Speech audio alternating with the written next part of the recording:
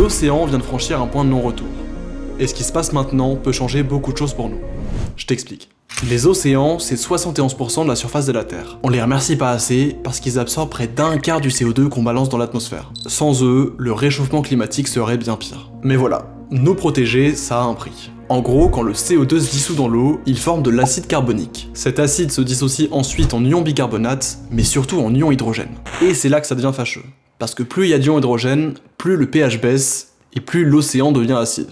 Ces ions hydrogène vont ensuite réagir avec l'aragonite, essentiel à la formation des coquilles et des squelettes de nombreux organismes marins. Et je vous fais pas de dessin, s'il y a moins d'aragonite disponible pour ces espèces, il y a moins de matière pour construire ces éléments indispensables à leur organisme. Les premiers touchés, c'est les planctons. Et leur déclin, c'est une vraie catastrophe, parce qu'ils sont à la base de toute la chaîne alimentaire marine. Mais ils sont loin d'être les seuls concernés. Les huîtres, les moules, les crustacés, et surtout les coraux sont aussi vulnérables. Les coraux, c'est à peine 1% des fonds marins, mais ils abritent 25% de la biodiversité océanique. Autant vous dire que si leur nombre baisse, c'est des écosystèmes entiers qui sont menacés. Et indirectement, ça touche forcément tout le reste. Les poissons, les mammifères marins, et nous, parce que plus de 3 milliards de personnes dans le monde dépendent de l'océan pour leur alimentation. Et le pire, c'est que les conséquences s'arrêtent pas là. Il y a même des effets secondaires auxquels on pense rarement. Par exemple, et ça je trouve ça dingue, les phytoplanctons produisent du diméthylsulfide, un gaz à l'origine du soufre présent dans la haute atmosphère.